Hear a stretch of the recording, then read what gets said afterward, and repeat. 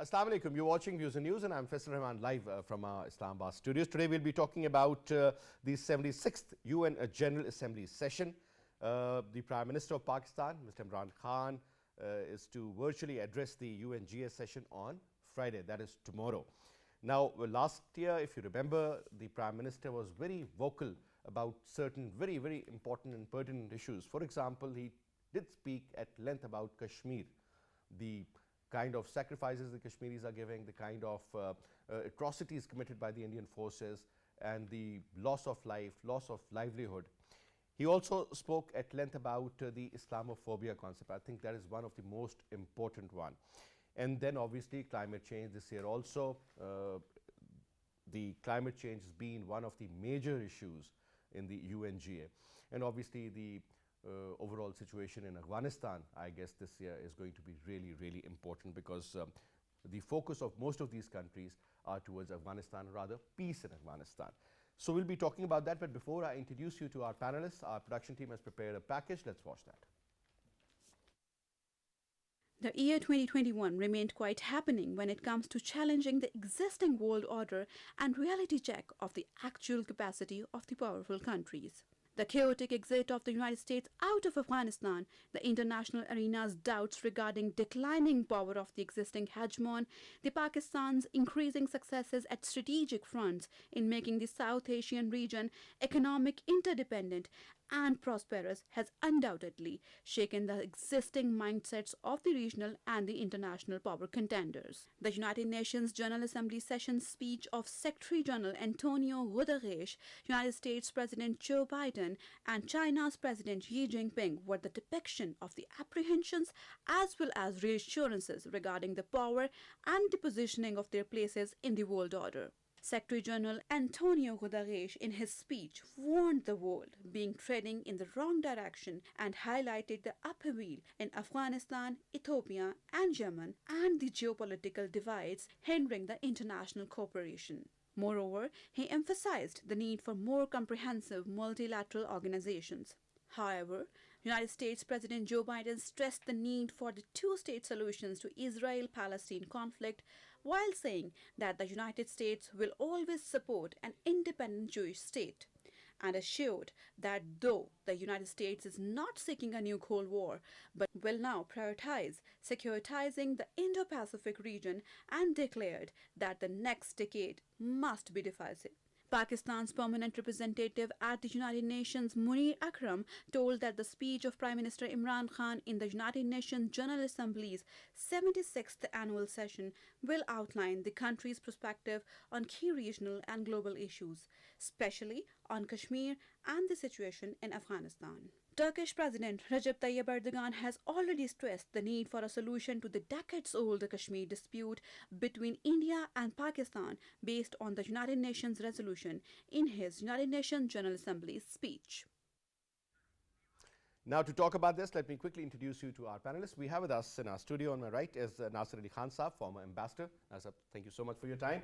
And we have with us SHAUKAT PARACHA Saab, senior journalist, anchor person. Thank you so much, Faisal Saab, for your time as well. And we have with us HAMID Khan Saab, senior analyst on SKYPE. Khan Saab, pleasure to have you on the show, sir. Thank you so much for your time also. Thank you. Now, let's start off from you, NASIR Khan Saab.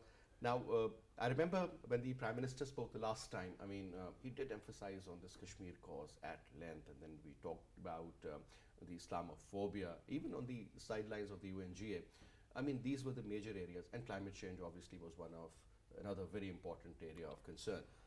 But now, sir, this year, I think one has to add one more, I would say the most important part, and that is about the Afghan stability, peace in Afghanistan, peace in the region, support for the people of Afghanistan, and perhaps some sort of a support for the Taliban regime also.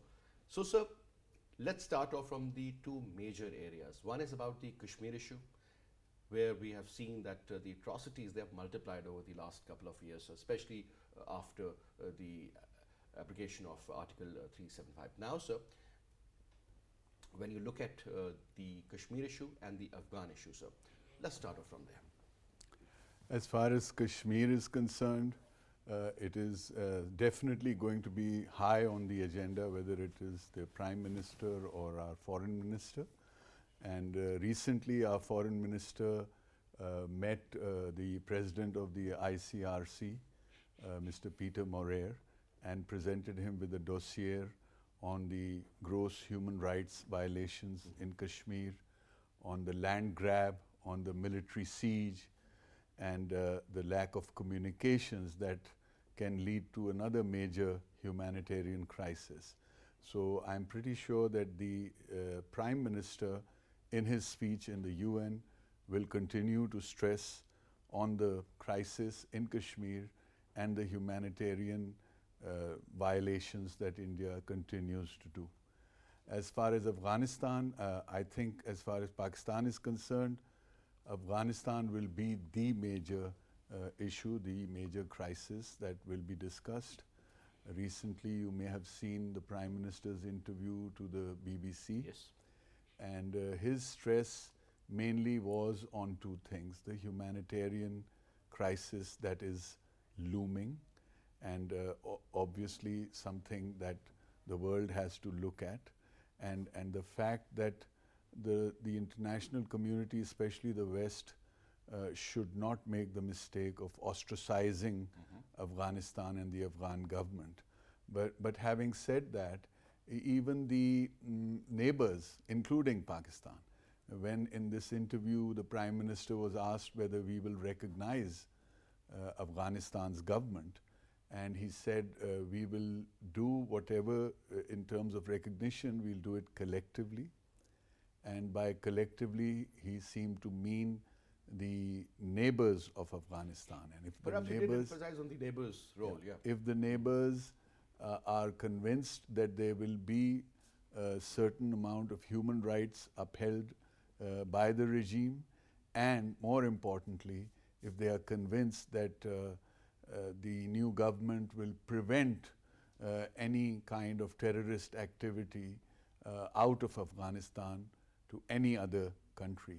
That is very, very important. It's important to Pakistan, as you know, it's very important to China and all the other neighbors. All the neighbors, yes. Yes. So primarily, sir, you think that on Kashmir issue, it is going to be more emphasized on the humanitarian crisis there. Yes. And so the case is in Afghanistan. But obviously in Kashmir, you do not need cash to run the system. But in Afghanistan, hardly, sir, 1.28 billion has been sanctioned so far, sir. 1.28, which is nothing. Yes, and you see, there are two or three things. The World Bank, for instance, if we talk about health is going to be, apart from food scarcity, health is going to be a major issue.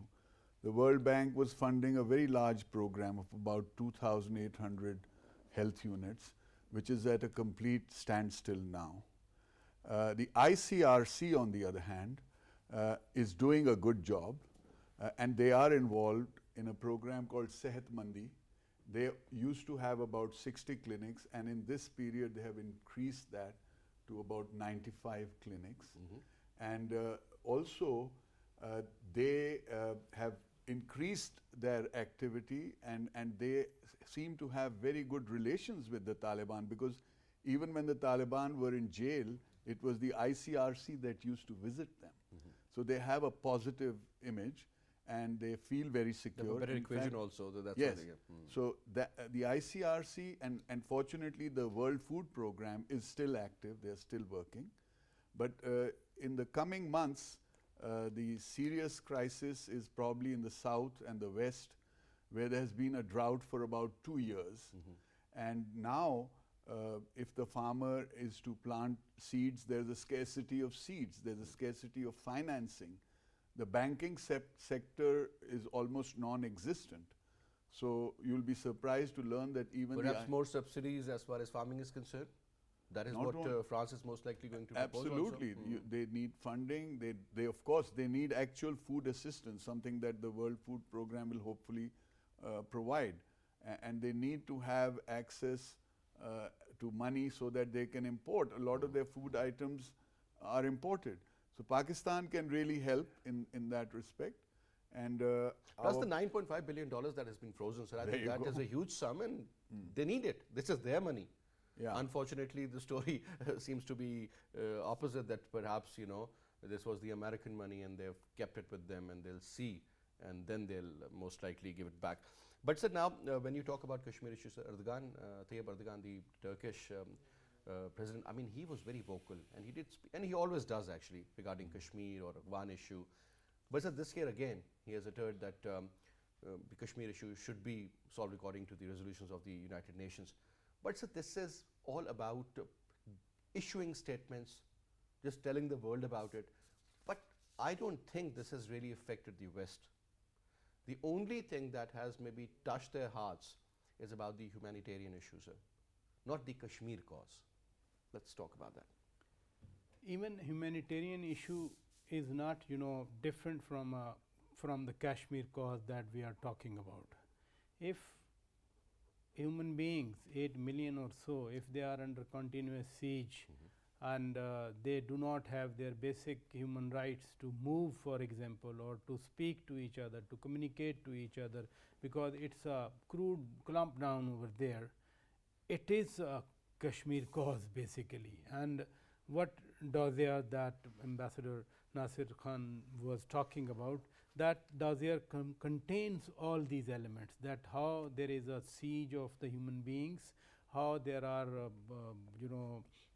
one-sided propaganda going on, how the women, they are raped, the young men, they are kidnapped, and there is harassment of all kind, So that's basically the Kashmir cause, and this is the humanitarian issue. And basically Pakistan's perspective has always been about the Kashmiris, not the land, in fact, that these are the Kashmiris, and the UN resolution also called about aspirations of the people of Jammu and Kashmir. So human beings, they are the subject of Kashmir, and that is a Kashmir cause basically. If there is a violation of the fundamental rights which are accepted by the United Nations Charter or human rights, Correct. The human rights, the Kashmiris human rights, which are basically part of the UN Human Rights Council, even whenever they meet, this is the Kashmir cause basically. What else is the Kashmir cause? There is no other Kashmir cause. The Kashmir cause contained in the dossier, for example, that the Pakistani government has been distributing now, it has already been handed over to all the diplomats stationed in Pakistan, including the ambassadors of the P5. They were invited in the Foreign Office, and this dossier was handed over. Then in New York, even it's being handed over to everyone. And when President of Turkey, His Excellency Erdogan, whenever he speaks, or Turk Foreign Minister, whenever he speaks, they always talk about Kashmir issue as a one of the core issues, And right shortly before your commencement of your show, the OIC contact group on Kashmir, it had a meeting on breakfast. Foreign Minister of Pakistan, he spoke, to all the foreign ministers attending over there, Turkey, Saudi Arabia, Niger, Azerbaijan, they were there. Foreign Minister Shah Mahmood Qureshi also held a bilateral meeting with his counterpart, His Excellency Foreign Minister of Saudi Arabia. So the activity for this Kashmir cause, it continues here in Islamabad. At the same time, simultaneously, it continues in New York, And when tomorrow Prime Minister of Pakistan, Imran Khan, when he speaks to the world community virtually, the core content of his speech is going to be Kashmir. And he will not only be talking about the human rights violation within Kashmir, but he will also, what I learned from my sources, he will also talk about mistreatment of minorities within Indian mainland. A court in United States of America, on a petition filed by Sikh community, a court in United States has summoned Prime Minister of India Narendra Modi on the charges of violation of Sikh human rights. So when you say that it's just speech is no, the world is listening. For some years back, if the world community was not listening, today they go on back foot. I mean, if you speak to an ambassador or any foreign minister, they will now listen. It's not only that Pakistan is raising this issue, or Turkey is raising Is it because this of the issue. consistent approach that we had over the years? And only day before yesterday, Foreign Minister of Saudi Arabia, His Excellency Farhan bin Faisal, he was in Delhi, and right, standing at Delhi, he said Saudi Arabia is willing to have mediation between India and Pakistan on the issue of Kashmir. So in Delhi, Foreign Minister of Saudi Arabia is telling Delhi that Kashmir is an a issue. dispute, not an issue, it's a dispute. And he is saying, when he says we are willing to offer mediation, he is saying that this dispute is pending for resolution. And when he is saying that we are willing for mediation, he is telling Delhi that look, this issue has to be settled by friends like Saudi Arabia, by friends from other countries. So that's a powerful message that we are getting from Saudi Arabia. So that is a great development, I would say. So let's go to Hamid Khan Sahab now. Khan Sahab, the Chinese foreign minister also talked about the economic sanctions on Afghanistan, and he said there should be an end to them. And also, when you talk about Kashmir, as earlier mentioned by Praj Sahab, that the Saudi foreign minister Farhan bin Faisal spoke in Delhi about it. Tayyip Erdogan spoke about it in the UNGA, and other than that, there was this gathering of the foreign ministers of the Muslim countries, where the foreign minister of Pakistan, Shah Mahmood Qureshi, also spoke at length about this issue. Now let's start off from you, sir. Let's start off from the Kashmir issue first, and then we'll talk about Afghanistan. Thank you very much, Faisal. Look at the situation in Kashmir, that just in last 24 hours, Indian government have banned about 40 journalists who wanted to travel out of India, but they were basically from Kashmir, and they are being banned because they're going to tell the real situation in Kashmir. This is the hostility what people of Kashmir are facing every day. On the other hand, I mean, if you look into Kashmir, Pakistan have so strong case. All we need is to explain the world that what is India doing actually. Pakistan has so strong case to explain that in Kashmir they are doing every possible war crimes. On the other hand, they are using, as we know, pellet guns, cluster bombs. They are destroying the properties. They are using rape as a war tactic. I mean, they are doing every possible thing to destroy the Kashmiris, not only physically, economically, rather emotionally as well. On the other hand, we have seen that the fascist Modi government has given a free hand to the Indian, I don't even call them army. They are a bunch of goons. What they are doing in atrocities, they are doing in Kashmir.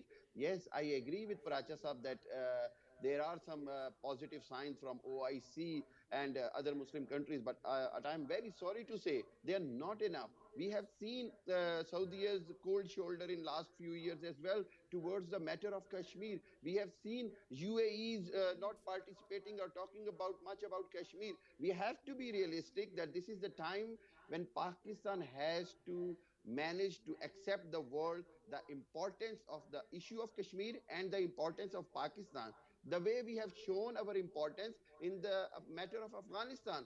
We have seen the entire world. We have seen the Kabul embassy was full of, Pakistani embassy in Kabul was full of foreigners for visas for Pakistan. So the role which Pakistan needs to take on now is to explain the world that this Kashmir issue has to be resolved. Otherwise, this will be a flashpoint for the nuclear war. We have seen Indian madness that today they have tested Agni 5 intercontinental missile of 5,000 miles range. What is message India is giving that they are ready for the war? We have to give them the same message as well, that in any way we are peace-loving country, we are a peace-loving nation. But if India will give us a messages like that by doing the testing of the missiles and giving a threat to Beijing and Islamabad at the same time, then Pakistan has to be give them a counter response as well. On the other hand, we are expecting a very thorough speech from Prime Minister tomorrow in relation to Afghanistan issue, in relation to Kashmir issue, in relation to Palestine issue. But bear in mind that Modi is there for 4 days visit.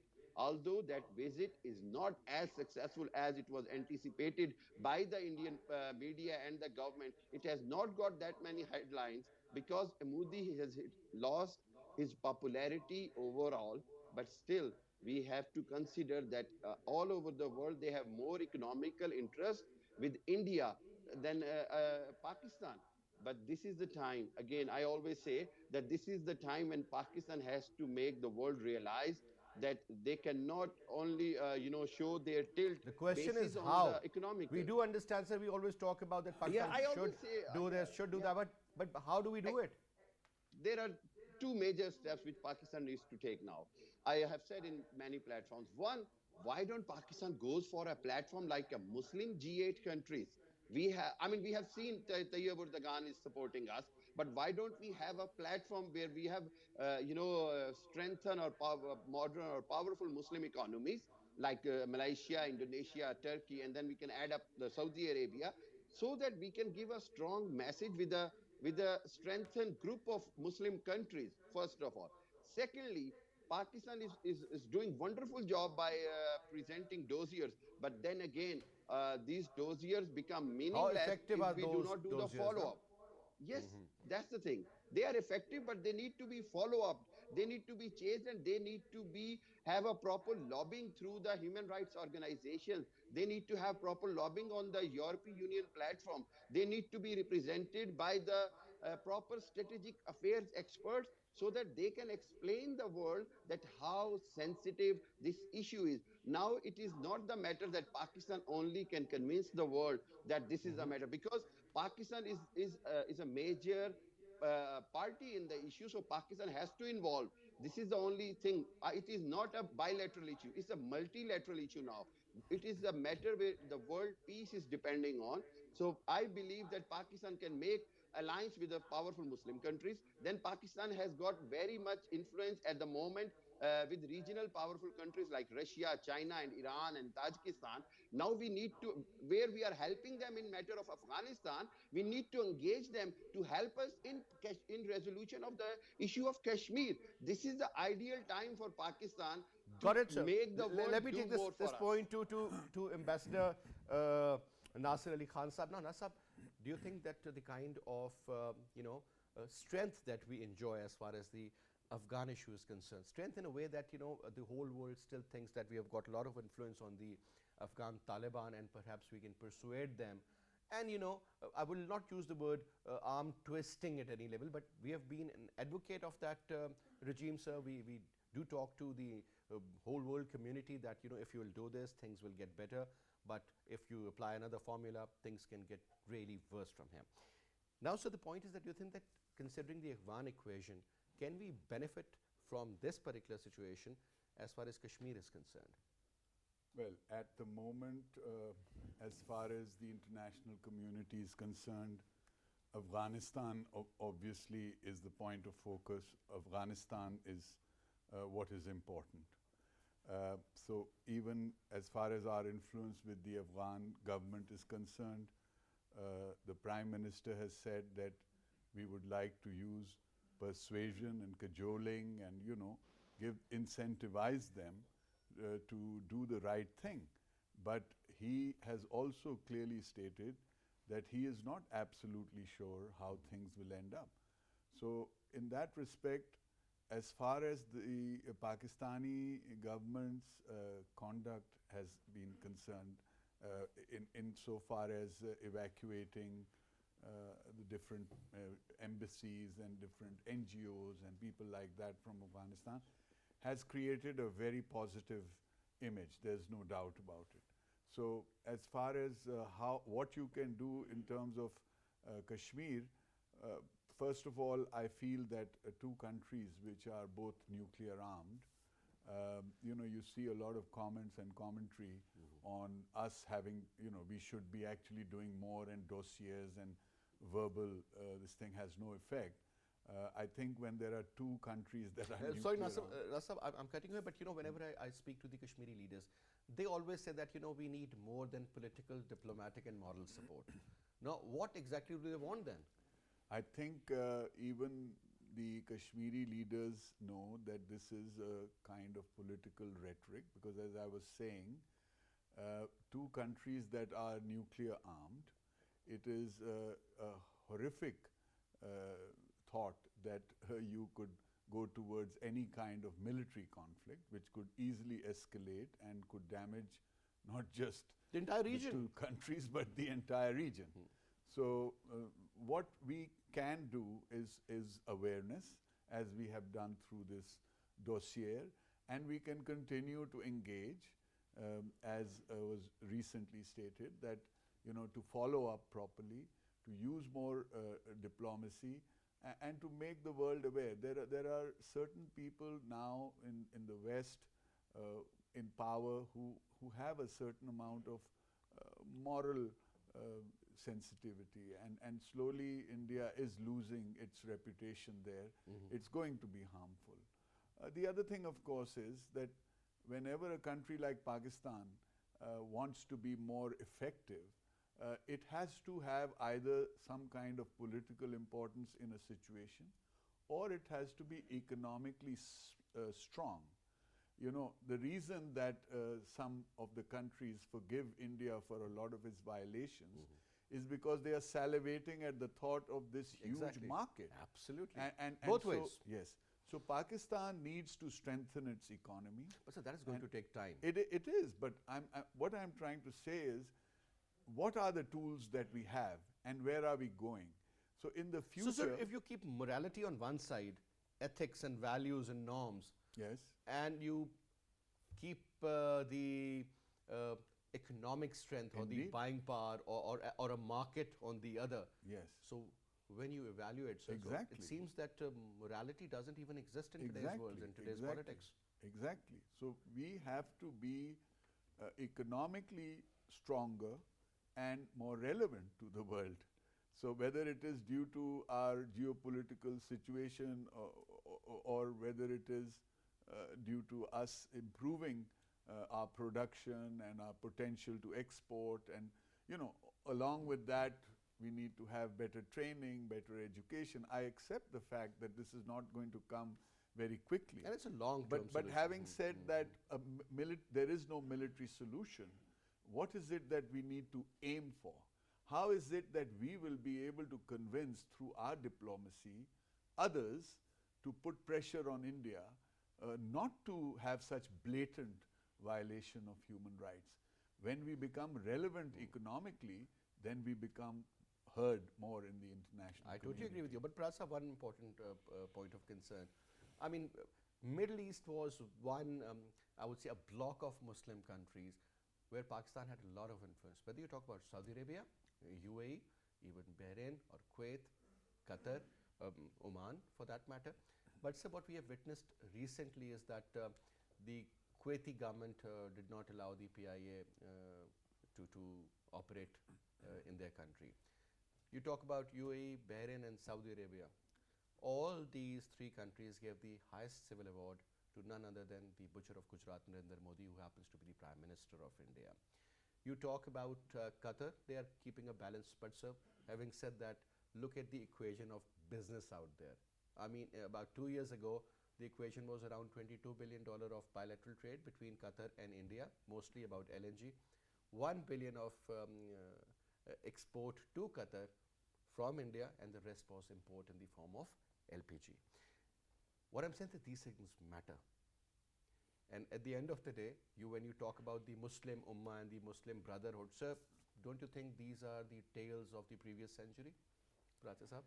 I think it's not a question, but you have responded to the rhetoric that was expressed by our friend Hamid Khan, that such group of Muslim countries, Ambassador Saab has given reasons that how these two nuclear arch rivals and how is the situation sensitive. Even China and Russia, they have their own positions on Kashmir. I mean, if you say, or I say, or Hamid Khan Saab say, or NASIR Khan Saab say that the world should respond to our gestures in Afghanistan, we supported them on evacuation, the world responded that they managed New Zealand cricket team withdrawal from Pakistan. We are living in such a harsh realities of the It is, world. whether we like it or we don't, this is it. Exactly, So, talking about powerful Muslim countries standing together with us, we are already in the fold of OIC. If we are not satisfied, what should we fight against the Muslim countries? We should go to Indonesia, Malaysia, then Middle East, where you are talking.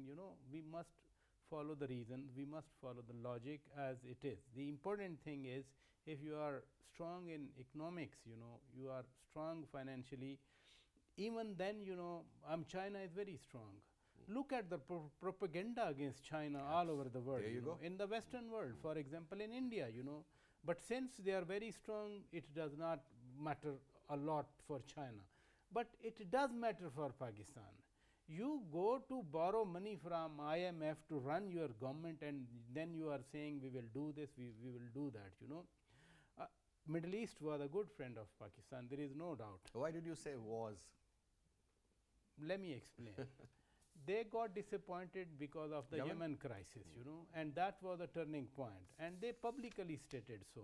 Should we expect now, I mean, you are talking of 22 billion with Qatar, $60 billion investment of UAE, and look at the huge investment plan by Saudi Arabia and India, and when it comes to Pakistan, exactly, there is no comparison at all, So, we live in a world where the realities are very harsh, and we should go instead of resorting or uttering rhetorics, we should thank Turkey that they have given a voice to our voice in New York at the international platform. Turkey has not said that Kashmir is a dispute between India and Pakistan. Turkey has said what we are saying. Turkey has said what a person from Srinagar is saying. Turkey has said what a Muslim from within India is talking about today, So, is a huge voice. Secondly, no other group is meeting in New York nowadays because of the COVID. Yeah. I mean, many, G77 used to meet, they are not meeting. SAARC foreign minister used to meet, they are not meeting. But at least OIC contact group has met. It could be far less than the expectations of you or Hamid Khan Saab or Nasir Khan Saab, but an issue is alive, where on 5th of August 2019, they said, the Indians said, there is no more issue, because the special status of Kashmir under 370 article or the property rights prohibition under 35A, that's abolished. After 2 years, what we can do? Should we fight a war? If this nation decides, let's go. But how will you run this country then, It's a catch-22 scenario, So, I mean, emotions are good, but what reason says, that's what you are saying, that if your own Muslim countries, they are more friendly to others and there less. is a very clear-cut inclination towards them, sir. So, these are the realities, and again I'll say that world is not responding to your gestures in Afghanistan. World is thinking something else, and they have shown, New Zealand has cancelled, Britain has cancelled its tour. I am not sure about Australia will Most be likely they will more willing to come to Pakistan, or even West Indies. But Sir, Boris Johnson, the UK Prime Minister, wasn't happy with this decision of the English Cricket Board. But they have made it. Yes, so the decision is there. The British government is not happy. Even the High Commissioner here, High Commissioner Christian Turner, he very publicly stated that I am sad. He said in Urdu, "Mujhe afsos hua." I mean, their representative, the representative of Great Britain here is saying that I feel very safe here. I'm sad that the cricket team is not coming, but at the same time he is saying the English Cricket Board is not under the British government or the English government, the government of the UK. So, in this in this world where there could be contradiction, and there are obviously contradictions, not only contradictions in the other world, they are here even in this world, I mean, in Afghanistan, for example, we evacuated, we helped them, and their soldiers are very safe here, moving in Jinnah Super, in supermarket, Yes. in other areas. But their team, which was under security, huge security, the presidential level Exactly, security, exactly. they are saying we are insecure, and even the offer was made that we can get all the spectators out of the stadium, so no one will be there to watch what you are talking. We can watch on television screen, but still, they did not, agree. I mean, this is the world that we are living in, and talking about quid pro quo or tit for tat is not going to. Very rightly said by Ambassador Nasir Ali Khan. Make yourself economically strong. You stand on your feet. Do not, need to borrow money from here or there or elsewhere, and then you can put your eyeball to eyeball Sir, with others. a very, very famous saying, sir, beggars can't be choosers. It makes a lot of sense now. Unfortunately, whether we like it or we don't. Yeah. This is how it is. But sir, one important news I'll share with you also, and that is, sir, when Pakistan, was trying to persuade the Kiwis to play in Pakistan and things are pretty okay, but they had already decided that they're going and they left. But sir, there came another news that West Indies, South Africa, England and New Zealand will play in India in this year. So you can well imagine that's the kind of influence we were talking about, and New Zealand team isn't available till 2023 for Pakistan. So there is a very simple story right out there. Hamid Khan Saab, another important fact. Unfortunately, whatever is happening in Kashmir is very, very sad. We also learned that around 4.2, that's 42 lakh, imagine that is the number, 42 lakh domiciles that have been distributed there. The demographics have been changed. The only fear which I have now is that if the demographics are changed to that level, the influence of the Indian military is there. The fear prevails among the masses because you never know whose house is going to be torched, or who is going to be picked up or kidnapped, who is going to be killed, and what not. I mean, all sorts of atrocities are going on. Pellet gun victims, I mean, just look at their faces. I mean, it's unbelievable what the kind of torture they've gone through. What I'm saying is, sir, what if after 5-7 years, the same kind of a strategy of the Indians continue, and let's say by the year 2030 they say, okay, fine, we are ready for a plebiscite because we have changed the demographics, now let's do it. And the Americans and let's say the P5 countries, they support the idea. Do you think if that is done and if that favors India, what sort of a choice do you think we will be having, sir? Very well said, Faisal. I was listening Nasir Saab and Paracha Saab, and now in your question, it makes it so clear that Pakistan, if we will only go after to strengthen our economy, we need another 10 to 15 years. And do we have 10 to 15 years for the resolution of Kashmir issue? No, we don't have that much time. Absolutely right that Pakistan is in a catch-22 situation. And I believe that because it is not only Pakistan is supporting Kashmiris, it is a struggle of 8 million Kashmiris for over 70 years. And this is their right to get the right of self-determination on fair basis, not on the basis that once they have changed the demographics and by issuing 4.2 million domicile certificates, and then they are doing their all the Hindu what they call preachers and everybody, they are setting up their new temples and they are calling them home, back to home, or they are giving them other names. So I believe that the issue of Kashmir have only left 2 years, 2 to 3 years to decide. Otherwise, it is a fact and it is written on the wall that there will be no favorable solution or fair solution for the Kashmir issue, undoubtedly. And this is the only way Pakistan has to persuade the world to come to the solution with the will of original, real Kashmiris, not the changed demographically, and then they will call for the solution. Secondly, I mean, we are talking about this New Zealand, canceling their tour and England tour. I think we need to understand only one thing, that this is not the not only not the response from the entire world. in our role in Afghanistan. Actually, it is a reaction of desperation from our enemy after losing a battle with us in Afghanistan. We have to take it like that, and we No, know sir. who's Why our should we enemy. take it like that? Because if the enemy is desperate, then we Yes. should not use the word desperate. Because if No, they it were, is. if It is whatever, I mean, desperate if they were measure, they behind will this, take it. they have done it. Yes. They have done the damage. Yes, I am Simple saying as they have that. done it successfully. I agree with you. And look at the, I mean, Let's not ICC is undermine the enemy, actually, sir. yes, no, I'm never undermining. I believe that we need to understand that this ICC is actually a part of Indian Cricket Board. They have so much influence because of the financial interests and because of so many other matters, IPL and other interests for the players and the boards, that Indian Cricket Board did the influence on it, and Pakistan needs to be very vocal about it.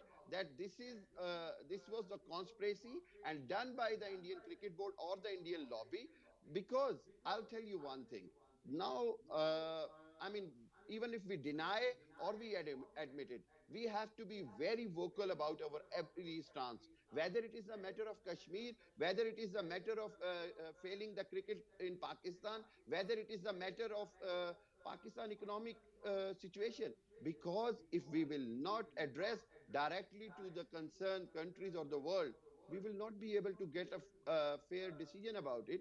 And I will say that as far as the Kashmir issue is concerned, Pakistan has only 2 to 3 years to get it decided one way or the other. And I will say one more thing. I think Pracha Sahab was saying that we are not in the position of waging a war. I agree with you. I agree. But what if India starts a war? What choice we will left with? We would have to retaliate. We would have to fight. So sometime we have seen in 65, we have seen in 71, we have seen at the incident with Abhinandan and everything, that it was Indian aggression where we have to respond it. So we have to ready for it, whether our economical situation allows us or not. We have to be ready for it, and there is no way out. Because I can see that the way Modi is losing his What popularity if India in do India. not go for war? Whether it will be This solving is the Kashmir? because they have chosen to go for the hybrid war. This is So what they're that's doing. all. Yeah, You see. that's what I'm saying. That, I mean, if they are doing that thing, we cannot sit and say that we only have to work on our economy. We have to work on all on fronts. That I is the think only way. one thing is for sure, sir, because I'm running out of time, but one thing is for sure, Hamid Khan Saab, we need to, put our own house in order, number one. Exactly, And that is the undoubtedly. perhaps most important factor. Before I close, I'll just share an example, sir. In 1996, since we were talking about cricket, there was this World Cup that was held, sir. So it was Sri Lanka and Pakistan and India. Primarily, the final was played in Lahore, if you remember, Lahore. sir. I was a I student at remember. that time. The most interesting part was, sir, that West Indies and Australia, they said that we will not play in Sri Lanka because of the security concerns. This is exactly 25 years ago, quarter of a century ago, sir. You can't Exactly. change things overnight. And interestingly, Pakistan the meant it. Lankans got Yes. those points, and eventually, when Pakistan lost to India, the Lankans beat India in the semi-finals, and they ended up beating Australia in the finals to take the cup under the captaincy of Arjuna Rana. Arjuna Ranatula. Exactly, I remember Now, that. that is the most important factor, that after 25 years, when you land in Colombo, sir, at the airport, it seems as if you're in some European country because there are so many foreigners there. I'm sure they must have applied some sort of a formula to get from that Tamil Tiger issue to this state currently, so where they enjoy so much. So I guess we need to learn a lot from the Lankans also. But anyway, Prasad, thank you so much. Nasir, it was a pleasure having you. Hamid Khan, sir, thank you so much for your time as well. My sir. pleasure. And My pleasure. Thank that's you. all we have for this up. Inshallah, I'll see you tomorrow. Till then, you take good care. Khuda Hafiz.